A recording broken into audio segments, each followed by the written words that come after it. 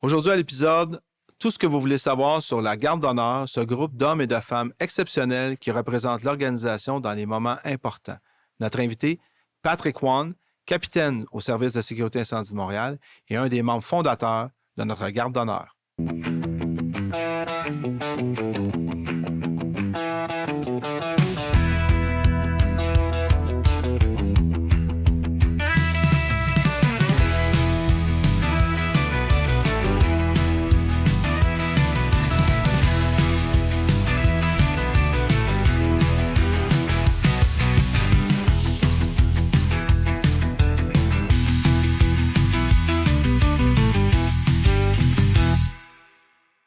Salut Pat. Bonjour. Très content de t'accueillir au podcast du CIM. On va mettre quelque chose tout de suite en place. On se connaît depuis plusieurs années, fait qu'on va se permettre de se tutoyer. S'il vous plaît. Alors, on va commencer par toujours la même question que je pose à tout le monde. C'est qui ça, Patrick Wan? Ben, Patrick Wan, c'est un petit gars qui voulait être policier, Ouais. qui a viré pompier. Bon choix. Oui. Bon choix. J'ai commencé en 92. Je suis né dans le service d'incendie de Pointe-Claire. J'ai fait 2 ans comme temporaire. À partir de là, en 94, je suis tombé temps plein. Puis après ça, ça a développé. La fusion des villes est arrivée. J'ai fait 15 ans dans la Côte-des-Neiges, lieutenant à Caserne 4. Après ça, je suis allé au 74, 8 ans comme capitaine. Mm-hmm. Présentement, j'ai l'honneur d'être capitaine au 47-3.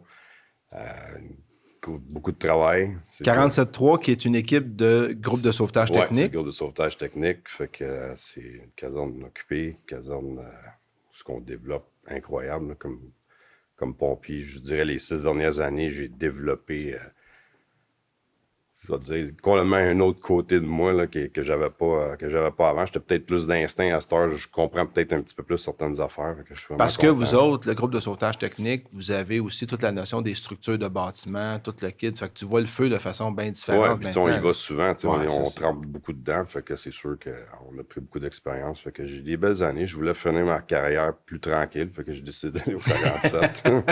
Fait que, mais c'est ça.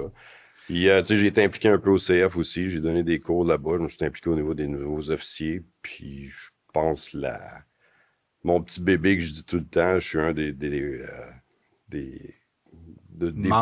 premiers membres fondateurs de la Garde d'honneur. Fait que ça a été... Ben, je suis content que tu m'amènes là parce que c'est ça le sujet du podcast aujourd'hui, c'est la Garde d'honneur.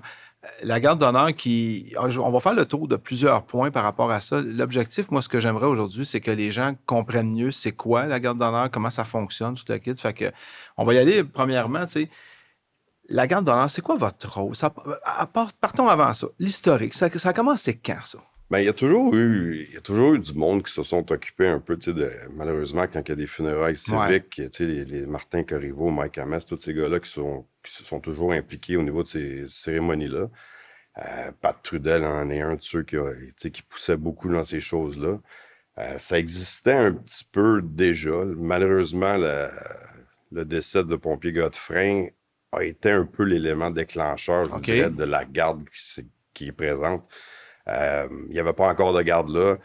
Des gars se sont impliqués. J'étais là aussi pour les funérailles puis tout ça. Puis finalement, le directeur du temps, qui était Serge Tremblay, a émis un souhait d'avoir une garde d'honneur. Fait qu'en janvier 2013, il y a 3 chefs, chef Bonin, chef Robert et chef Vincent, dans ce temps-là, qui ont parti un projet. Il y a eu une ouverture de poste, puis finalement, en janvier, on a mis 13 pompiers.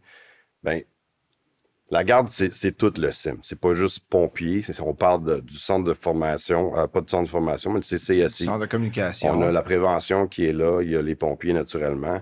Fait qu'il y a eu une ouverture, puis il y a 13 personnes qui ont été mandatées pour partir cette garde-là avec les 3 chefs. On a créé l'uniforme, on a créé... En tout cas, tout ce que vous voyez aujourd'hui, c'est à partir de là. Que c'est janvier 2013, ça a été la formation de la première garde. Et le 22 avril, officiellement, on a fait notre première sortie qui était les célébrations du 150e anniversaire. Fait que ça a parti de là. Fait que, puis c'est ça. Puis t'étais là au départ. J'étais là, j'ai vu ça partir. J'ai eu l'honneur d'avoir la fameuse lettre quand elle est rentrée, que j'avais été accepté. On savait pas trop dans quoi qu'on s'embarquait. On savait que On voyait un peu les funérailles civiques, mais je pense pas aujourd'hui, 12 ans plus tard, qu'on pensait qu'on ferait autant. Je pense que l'implication a grossi. On va en reparler tantôt de Ouais. l'implication parce que votre implication, elle est vraiment diversifiée. Là. Vous êtes à Ouais, plein ouais, de on places est à plein de partout. places. Mais c'était un souhait du directeur du temps, de Serge Tremblay. Puis, écoute, on lui doit la garde qu'on a présentement. Là, sérieusement, On va se le dire, vous êtes sa coche, puis vous nous représentez très, très bien dans différents événements. Avant d'aller sur qu'est-ce que vous faites, le kit, moi, j'aimerais ça qu'on parle du fonctionnement. Là, toi, tu es un capitaine dans une caserne de pompiers à Montréal, puis tu es aussi dans la garde d'honneur. Ouais. Fait que là, j'aimerais ça, je me suis pris quelques notes. Là. C'est quoi votre rôle? C'est quoi? Y a-t-il un rôle de défini pour la garde d'honneur? Ben, je te dirais qu'on prend en charge beaucoup de tout ce qui est le protocolaire. Okay. Il y a le protocolaire à la Ville de Montréal qui, eux autres, font pour tout ce qui est les événements de la Ville de Montréal, peu importe ce qu'il va y avoir comme événement. Nous, c'est vraiment au niveau du CIM. Tout ce qui est cérémonie, que ce soit les cérémonies de médailles de reconnaissance ou les cadets. Les cadets, la dernière journée, on a notre sergent-major présent. Les deux sergents-majors avaient des grosses voix. Là. Ouais. Ils parlent fort au CF. Là, les cadets, des fois, ça les surprend. Mais on passe un petit peu de temps avec eux. Dans le fond, nous, c'est de préparer la cérémonie. Puis après ça, de bien les faire paraître. Tantôt, tu disais, on paraît bien. C'est pas tout le monde. Je suis un de ceux qui boitait un peu au début. Il y a eu beaucoup de travail là-dedans. Mais vous avez fait beaucoup de drills. Quand on est parti en 2013, de janvier à aller à la première sortie au mois d'avril, on pratiquait 2 puis 3 fois par semaine des fois. Puis vous pratiquiez la drill, la marche, le déplacement en groupe, tout ça. Le monde pense que c'est tous des militaires dans la garde, mais c'est pas ça. On s'appuie sur le système militaire. On est une organisation paramilitaire, fait que naturellement, on a des militaires dans le groupe. Ouais. Fait que la marche, on adopte la marche de l'armée canadienne, dans le fond. Fait que la plupart des choses qu'on fait, c'est tout relié au niveau de l'armée. Comme moi, j'avais zéro ça. Fait qu'il a fallu que j'apprenne. Toujours partir de la gauche. Moi et Mike Amess, on était par notre grandeur souvent en avant. Il fallait souvent se le dire avant de partir, la gauche, oublie pas la gauche, oublie pas la gauche. Fait que ça donnait des belles pratiques des fois. On se faisait souvent crier après, mais... je pense qu'on s'est amélioré. Je pense que vous êtes pas mal amélioré. D'autres qui diraient que j'ai encore... mais oui, mais tu sais, comme tu disais, vous faites, mettons, les cérémonies de service distingué, la remise des médailles, les actes de bravo, les recrues, puis tout autre événement. Puis on a un gros rôle aussi en arrière-plan. Tu sais, comme les funérailles civiques, on s'est occupé beaucoup de la famille. Et quand on va... on a aussi un rôle de formation, tu sais, souvent, on va dans d'autres villes, puis on aide les serveurs d'incendie quand ils ont des décès ou peu importe la cérémonie qu'ils ont à faire. On offre ce service-là aussi où on va les aider. Tu sais, notre sergent-major, il se promène beaucoup. Il va former, il va aller montrer, OK, il faudrait passer par là. Ça ne veut pas dire nécessairement que la garde au complet se déplace pour des funérailles civiques pour d'autres pompiers, mais souvent, on a des gens de notre gang, notre sergent-major, entre autres, qui va se déplacer pour aller aider, organiser, enligner, en fin de compte, les autres services. Ça semble simple. Pour avoir vécu, malheureusement, notre dernier décès à Montréal avec Pierre, on a été... C'était chez nous. Ouais. On a mené ça de A à Z. J'ai eu la chance, en tout cas... Non, mais selon les circonstances. Selon les circonstances, c'est une chance que j'ai eu quand même de pouvoir donner ce temps-là puis pouvoir m'impliquer. Je connaissais Pierre, que c'était comme une manière d'ordonner aussi en même temps. Mais j'ai été au quartier général pendant 5 jours. On a vu toute l'évolution de tout ça. Que notre rôle, nous, c'était de s'assurer que le plus grand honneur soit donné de la meilleure manière aussi. Fait que c'est surtout ça, notre rôle, c'est d'essayer de tout planifier, de penser à tout pour que quand que ça part, une fois que notre sergent-major a lâché le dernier cri, qu'on marche, que tout fonctionne. Puis là, comme au funérailles, il fallait faire ça avec 3000 pompiers aussi qui nous suivaient. Moi, j'ai été témoin de ça parce que moi, j'étais plus aux communications durant cet événement-là. Puis je vous ai vu travailler, je vous ai vu pratiquer, je vous ai vu préparer, organiser, tout ça. Puis tu as raison, on avait 3000 personnes à gérer cette journée-là. Ouais. Il y a plein de choses que le monde ne voit pas. Comme là, au funérailles, je me souviens d'un soir, je suis dans le Vieux-Montréal, puis là, il faut que je time parce qu'on a les hélicoptères qui passaient en même temps. On avait un fly-by, là, je sais pas le terme francophone. Fly-by, c'est correct. Et on avait 3 hélicoptères qui passaient. Puis on devait arriver en même temps, le cortège devait arriver. Fait que dans le Vieux-Montréal, il est 23h30, je suis avec Claude Grosso, qui est notre gars de tambour. Notre gars de tambour dans... Puis là, on time, puis là, on avait des personnes dans la rue qui, à un moment donné, commençaient à avoir hâte qu'on finisse. Eux autres voulaient dormir. Ah, ouais. Puis nous, on passait, boum, boum, on se promenait. Tu sais, c'est beaucoup de travail derrière, tu sais, en arrière-plan. Beaucoup de travail d'arrière-plan pour être capable de livrer une performance qui, pour avoir travaillé souvent avec vous autres, frise la perfection, là.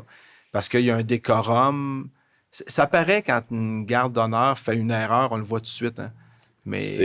C'est très timé. On doit être... Ouais. Souvent, on se le dit. Souvent, le monde ne verront pas. Parce que là, il y a Cornemuse qui joue. Quand on finit puis qu'on arrive dans l'arrière-classe, surtout au CF, là, les premières fois, on arrivait en arrière. Là, crème, j'ai manqué ça. Là, on n'est jamais content. On n'est jamais... Puis, il faut que ça cogne en même temps. Si ça fait toc, ça paraît, bon, ça paraît tout de suite. Puis, nous autres, on le sait. Fait que, mais, on parlait du rôle. Fait que, il y a un rôle maintenant au niveau des cérémonies, des choses comme ça, de la représentativité. Comment fonctionnent les affectations? Comment ça marche? Pourquoi vous allez à telle place, vous n'allez pas à telle autre place? Ou comment ça, on a je vais dire, une consigne qui gère la garde. On se déplace à l'extérieur. Comme là, on quitte bientôt pour le Colorado, qui est la cérémonie de l'IAFF là-bas, qui est la cérémonie des pompiers décédés pour l'Amérique du Nord. Tous les pompiers canadiens, américains vont être là. Pour moi, c'est une première. Là, ça fait déjà ça va être notre 5e année qu'on y va. On se déplace dans des choses comme ça. Il y a un décès. Malheureusement, on va souvent aux États-Unis. Je dirais dans les 12 dernières années... Aux États-Unis, ils ont eu plusieurs. Baltimore est une place qu'on est allé fréquemment. Trop souvent. Vraiment trop souvent. Pour les gens qui ne sont pas pompiers, qui nous écoutent, là, qui ne sont pas dans le milieu, là, pourquoi on déplace les gardes d'honneur? Parce que, tu sais, on déplace les représentants de plusieurs services d'incendie qui ont un décès. Puis souvent, la question est posée, pourquoi les pompiers font ça? Pourquoi on fait ça? T'as-tu... Ben, c'est l'honneur. On est en service commandé. Fait qu'un pompier qui décède en devoir, lui, il est mort. C'est une mort en service commandé. Il répondait à l'appel. Il en est malheureusement décédé. Fait que dans l'histoire du service, ben, on rend hommage à ce pompier-là. Et pourquoi que les gardes d'honneur se déplacent? Ben, c'est qu'on ne peut pas déplacer tout le monde, on s'entend. Il y a des coûts reliés à ça. Fait que la garde d'honneur, dans le fond, va aller représenter le service d'incendie. Fait que c'est un peu... Tu me parlais tantôt de rôle. Ça, je pense que c'est notre rôle numéro 1. C'est de représenter les pompiers, puis que ça soit du directeur à aller aux dernières entrées. Pour nous, il n'y a aucune différence. On représente le service. L'ensemble du service. Okay. Fait qu'on se déplace à l'extérieur... Puis, c'est ça, que dans le fond, comme je disais, là, le Colorado, il y a des cérémonies qui sont statuées à tous les ans qui reviennent. Ben, comme la cérémonie des pompiers décédés en service au Canada. Au Canada, qui est à Ottawa. Présentement, on enregistre le podcast, on est au mois de septembre. On est allé là à Ottawa la semaine passée. Puis là, vous partez pour le Colorado aujourd'hui. Aujourd'hui même. Vous partez aujourd'hui pour ça. Ça, c'est la grosse cérémonie. Ottawa, c'est gros. Ouais. C'est le Canada au complet qui se déplace. Puis en même temps, c'est une chance de rencontrer les autres gardes d'honneur. Il y a la petite compétition. Ouais, ça, j'aimerais ça que tu m'en parles parce que je savais pas ça, puis j'ai découvert ça avec les années. Ouais, mais il y a une petite compétition entre nous et Calgary. Calgary, là, sont vraiment sur la coche. Là. Les autres sont arrivés. Les premières fois qu'on est arrivés, on les voyait arriver avec leur chapeau de cowboy en plus. Ils sortent du lot, mais ils sont vraiment solides. Puis les organisateurs d'Ottawa se servaient souvent d'eux autres pour ouvrir les pelotons. OK. Fait qu'ils servent... Dans le fond, nos rôles à nous, c'est d'essayer de partir de la parade pour se rendre au monument. Et tout le reste, c'est que tout ce qui est protocolaire, c'est de le faire comme il faut. Puis que les pompiers qui n'ont jamais fait de marche militaire puissent suivre quelqu'un qui marche relativement bien. Okay. Fait que c'est un peu ça notre rôle. Fait que là, on s'était dit les premières années, là, on regardait Calgary, un jour... Ils vont marcher en arrière de nous autres. Ça, j'adore ça. C'était un peu la petite guéguerre saine, complètement saine. Parce que, puis finalement, à la star, il y a une couple d'années, peut-être 5-6 ans, on avait chacun notre peloton, puis on est parti, puis même Montréal était sur le premier peloton. Nice. Parce qu'on venait de gagner la garde. Mais tu sais, c'est vraiment sain. Toronto a une belle garde d'honneur aussi, puis ils sont toujours un gros contingent qui vient dans ces cérémonies-là. De ce que je comprends, c'est que c'est toute une question de fierté puis de représenter ton organisation dans des situations qui sont des fois très difficiles ou très tragiques avec le décès d'un membre d'une organisation, ou d'un autre côté pour de la représentation, parce que je sais que vous faites aussi, mettons, des cérémonies, tu sais, comme on parlait de l'intégration des recrues. Bien, quand les recrues sont acceptées au service d'incendie de Montréal, la garde d'honneur est là, les parents sont là, c'est une fierté, là. C'est une fierté. Puis ça, ces cérémonies-là sont le fun. Ouais. Malheureusement, c'est rarement le fun ce qu'on fait. Puis je dis tout le temps en blague, je comprends pourquoi on a des gants blancs. C'est parce que des fois, c'est vraiment émotif. Puis, c'est pas facile. On passe des fois des journées à côté d'un cercueil. Des fois, tu connais la personne dans le cercueil ou tu connais les personnes qui viennent au salon, puis tout ça, vraiment, c'est émotif. Puis vous avez une position très stricte quand vous êtes près d'un cercueil. On est penché sur notre tâche, on n'a aucun regard qui se fait, à part les petits-enfants qui viennent tout le temps nous voir en dessous de notre képi, puis que eux, ils nous regardent. On essaye, mais on bouge pas, on peut pas rien faire. Puis vous êtes là combien de temps, pratico-pratique? C'est des tournées de 10? Oui, on fait des tournées de 15 minutes. De 15 minutes. De 15 minutes. Au début, on faisait des 20 minutes. Là, à un moment donné, on a ajusté avec le temps. Là, on fait des 15 minutes, puis on se fait des relèves. C'est sûr que des fois, qu'on peut pas le faire, dépendant de ce qui se passe au cercueil. Des fois, il y a des moments plus intenses. Des moments plus intenses, émotifs, la famille est là. On essaie de... Puis ce qui est important, c'est d'être là, mais d'être invisible. On essaie de pas trop... C'est sûr que quand on arrive, on fait une relève des fois à 4. Sur un cercueil, on est 4. Sur une urne, on va être 2. Mais on essaie toujours d'être le plus invisible possible, de moins déranger. Mais c'est sûr que quand on se met à flipper nos haches, quand on fait la relève... Mais le commentaire, on a toujours peur de déranger, mais le commentaire qu'on a tout le temps, faites ce que vous avez à faire. On est tellement contents, on est tellement fiers. Fait que, ça, c'est notre paye. C'est littéralement définitivement, notre paye, parce que c'est beaucoup d'heures, puis beaucoup de... On en a parlé tantôt, on a parlé de déploiement un petit peu, puis là, on a parlé d'aide aux autres services d'incendie. Je sais qu'on aide un petit peu tout le kit. J'aimerais ça qu'on parle plus de l'équipe à cette heure.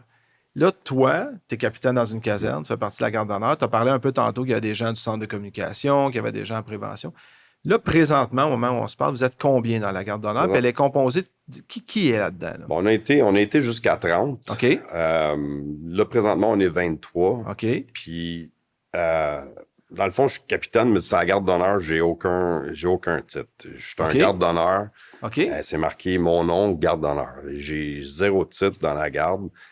C'est Pat. Puis on veut que ça soit comme ça. Donc, les grades aux opérations ne tiennent pas dans la garde d'honneur. Vous avez d'autres grades? Ils tiennent dans le sens qu'on les a sur notre flap rouge qu'on a. On a nos grades, parce que quand même, on les a travaillés, ces grades-là. Mais dans la garde, ça tient pas. Je suis pas capitaine de la garde d'honneur. Je suis un garde d'honneur comme tous les autres. On a un commandant de la garde qui est notre chef. Dans le fond, on a un chef aux opérations qui est présentement Philippe Châteauneuf qui gère la garde au quart de tour. Au quart de tour. Et ça bouge vite avec Philippe, puis c'est vraiment bien. Après ça, on a le sergent-major qui est Marc-André Lemieux. Lui qui crie fort en avant pour ceux qui vont nous voir un jour. Vous entendez un gars crier... C'est Marc-André. Mais il donne qu'il crie, mais il parle. Il donne le ton. Il parle fort. Fait que, puis on a un second in command, là, j'oublie le terme francophone, c'est Jean-François Bégin. Lui, il s'occupe de la garde au drapeau. Puis quand Marc-André peut pas être là, lui, il saute dans les bottines à Marc-André. Fait que ces deux-là nous gèrent. Tout le reste, on est tous sur le même niveau. OK, super. Fait que là, vous êtes 23. Présentement, oui. Puis on a la chance à Star... Ça, c'est nouveau là, des 3 dernières années. Un garde d'honneur qui prend sa retraite au CIM peut rester sur la garde d'honneur. Ça, je trouve ça extraordinaire. Je me battais un petit peu pour ça. On était une couple à dire peut-être que je voyais mon temps achevé aussi.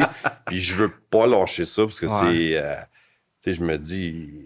Mais moi, je trouve ça extraordinaire, Pat, parce que j'ai vu des gens à la retraite qui faisaient partie de la garde d'honneur, qui ont pris leur retraite, revenir puis être fiers de reporter l'uniforme de la garde d'honneur, puis ils sont à la retraite, là. Puis on a l'impression, en tout cas au niveau de la garde, ils sont jamais partis. Ils sont jamais partis. Ils sont jamais partis. C'est ça. On a 3, présent 4, là. On a Wayne qui vient d'arriver qui vient de prendre sa retraite. Puis tu sais, on les voit encore, ils viennent dans les cérémonies, puis tout ça. C'est une manière de rester. Là, moi, ça achève aussi, puis c'est sûr que vous allez me revoir.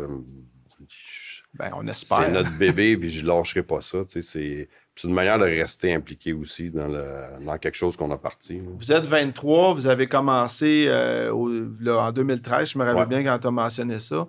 Comment on fait pour rentrer dans la garde? Y a-t-il des critères de sélection? Faut-tu que j'aie déjà fait de la marche? Tantôt, tu disais non, mais c'est quoi les critères de sélection? Je te dirais, avec l'expérience du dernier 12 ans, je te dirais que ça l'aide beaucoup d'avoir fait de la marche avant. Peut-être ça aurait été plus simple pour moi. Mais il n'y a pas de critères. Tu peux pas être... T'es pas obligé d'être militaire. C'est sûr que ça l'aide un peu, là, on se le cachera pas. Quand on a... La dernière cohorte là, qui est arrivée, on a des militaires qui sont arrivés là-dedans, puis la garde a élevé d'une coche. Là, on le voit tout de suite. Puis vous avez des femmes aussi, des hommes, des femmes. Oui, il y a de tout. Hommes, femmes, le CC est représenté, la prévention est représentée. Le CC, c'est le CCSC, le centre de communication. Ouais. On a Karine qui est là-dedans, qui elle, est arrivée dans la deuxième cohorte, qui se donne 100 000 à l'heure aussi, qui représente partout. Fait que, tu sais, on est... c'est ça. Fait que si je veux appliquer, si je veux faire partie de la garde d'honneur, vous faites un... il y a une consigne qui sort, il y a une ouverture de poste, si tu veux. Quand vous commencez à manquer de monde. Exact. Là, on le voit tranquillement. À un moment donné, il veut pas, la vie change. Des fois, puis c'est quand même... Il faut que tu te donnes. C'est les fins de semaine, souvent les salons, qu'on fait beaucoup, on en faisait beaucoup, là, un petit peu moins présentement. Peut-être tant mieux. Là.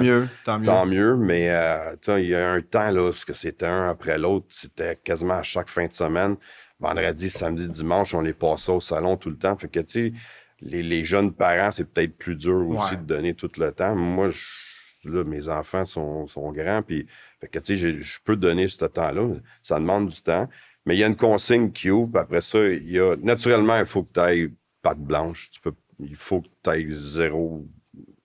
Ton dossier disciplinaire exact, au niveau administratif de la ville doit être... OK, fait que ça, c'est la règle de base. C'est la règle de base. OK. Puis après ça, il y a Marc-André, on a un comité, dans le fond, qui fait les entrevues. OK. Puis les gars sont choisis, les gars et filles sont choisis comme ça. Fait que...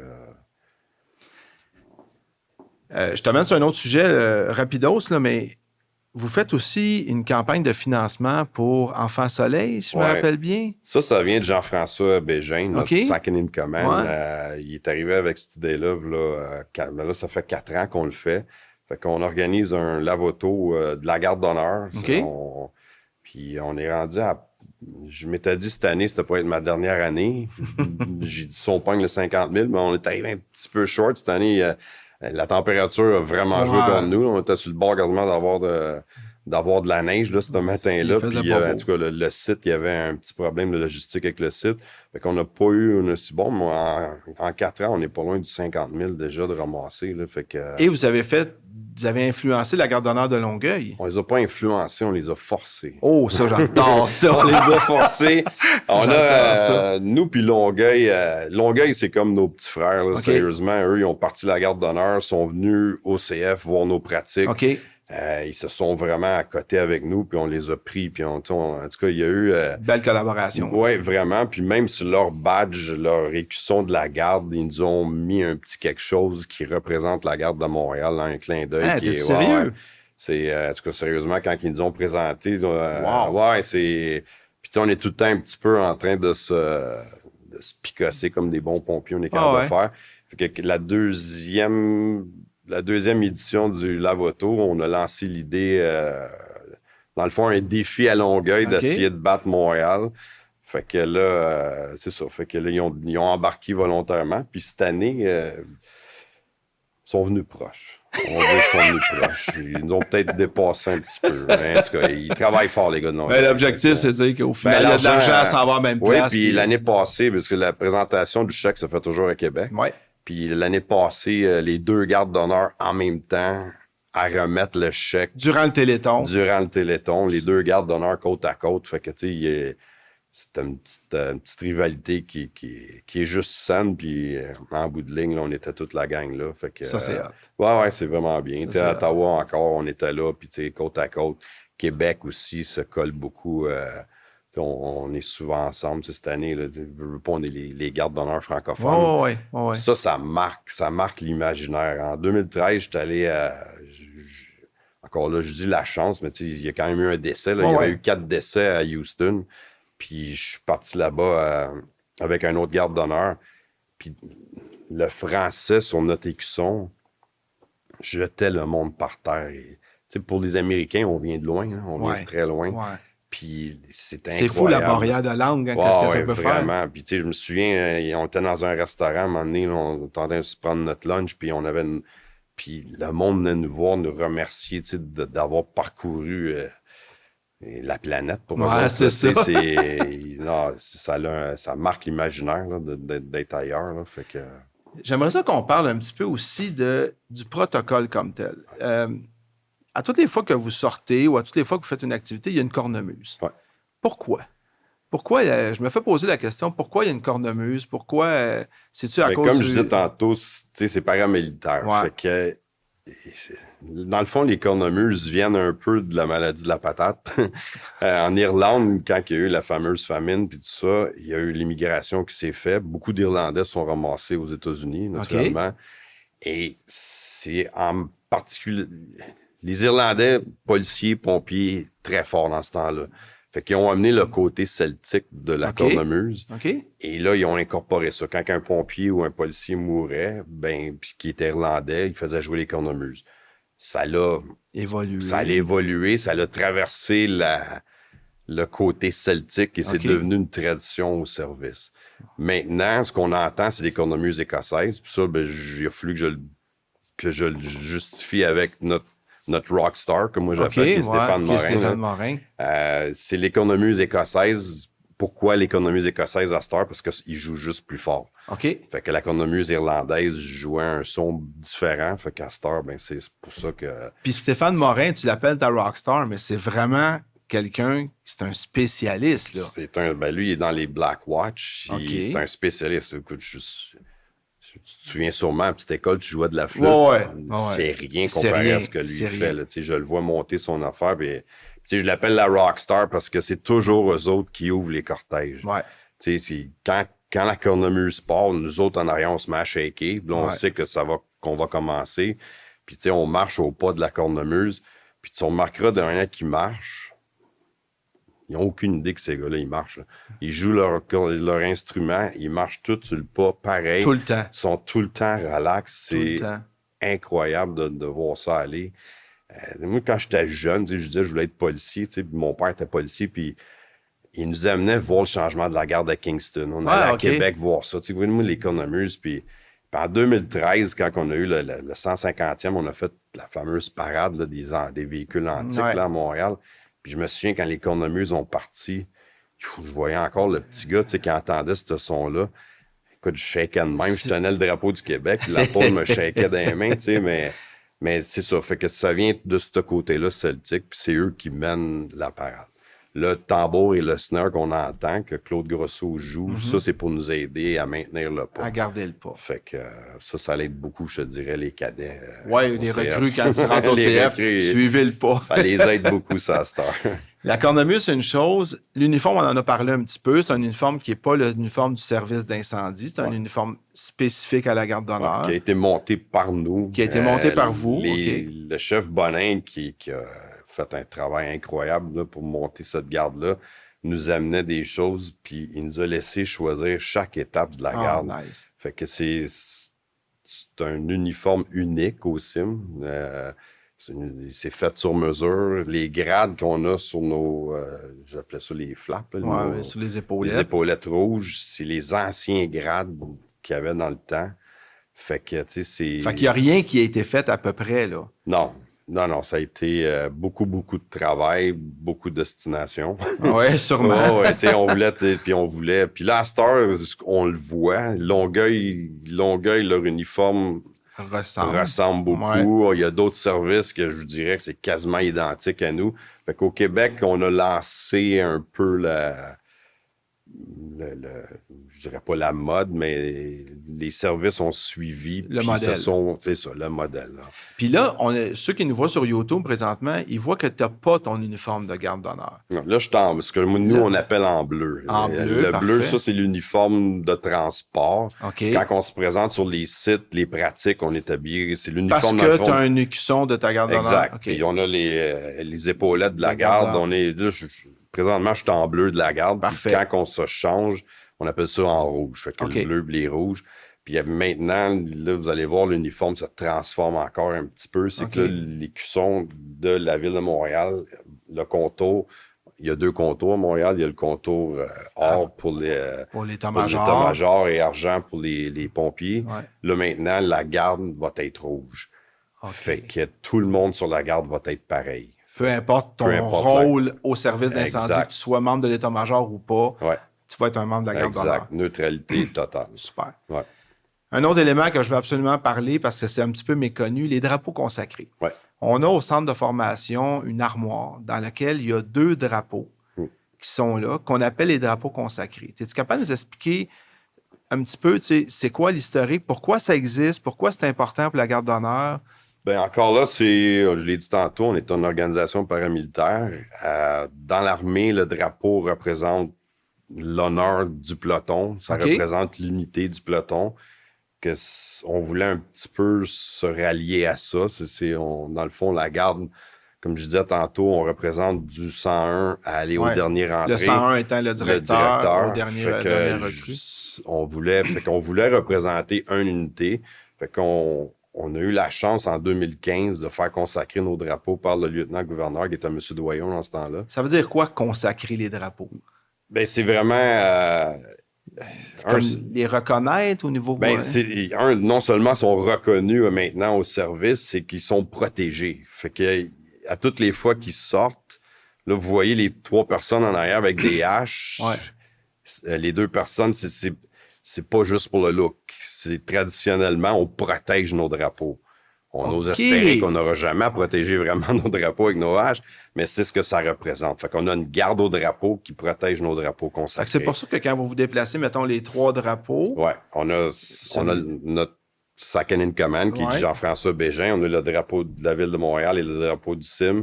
Puis on a les 2 arrière qui ont des haches dans les mains qui, eux, protègent nos drapeaux consacrés. Tu vois, je savais pas ça. J'avais jamais fait le lien. Que nos drapeaux ont été, d'après le côté chrétien de Montréal, ils ont été bénis dans ce temps-là. Quand la cérémonie a eu lieu en 2015, c'était l'aumônier des policiers, parce que le nôtre était malade dans ce temps-là. Fait que c'est l'aumônier des policiers qui a consacré nos choses. Puis ils nous ont été remis par le lieutenant-gouverneur du Québec, qui était M. Doyon dans ce temps-là. Et là, vous en avez la garde. Exact. Fait que vous avez la responsabilité de les... Ces drapeaux-là sortent juste avec nous. En protocole. En protocole. Puis c'est pour ça qu'au centre de formation, on a fait cette armoire-là qui est barrée. Oui. Les drapeaux sont là. Puis sont croisés, les 2, puis sont en disposition, puis la garde se rallie alentour de ces drapeaux-là. Super. Puis vous voyez aussi dans l'armoire, il y a une cloche. Oui. Ça, c'est la cloche d'honneur. Quand il y a des cérémonies de décès, surtout comme on l'a vu, il n'y avait jamais eu de code à Montréal. Dans toutes les villes américaines, c'est une tradition où ce qui sonne la cloche quand il y a un décès.